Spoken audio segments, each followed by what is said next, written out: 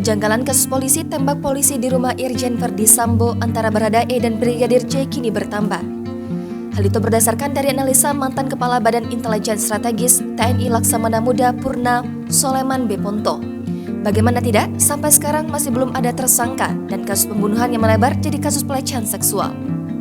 Mantan Kepala Badan Intelijen Strategis TNI Laksamana Muda Purna Soleman B. Ponto menilai ada sejumlah kejanggalan pada kasus penembakan Brigadir J atau Brigadir Nofriansyah Yosua. Soleman menilai kasus penembakan ini terkesan melebar dari pembunuhan menjadi pelecehan seksual.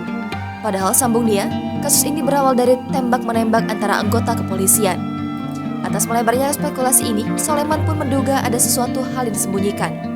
Padahal sambung dia, jika kasus pembunuhan cukup hanya melibatkan Badan Reserse Kriminal Polri.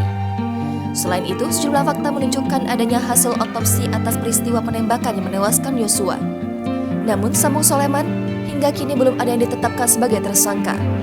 Soleman pun lantas membandingkan dengan kasus kopi sianida yang melibatkan Jessica Wongso yang merupakan sahabat Wayan Mirna Salihin sendiri.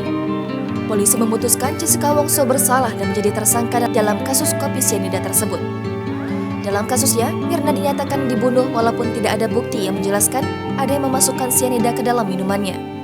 Menurut dia, kasus Yosua sama dengan Mirna. Soleman pun berharap polisi fokus kepada fakta yang menyebutkan adanya upaya pembunuhan terhadap Yosua.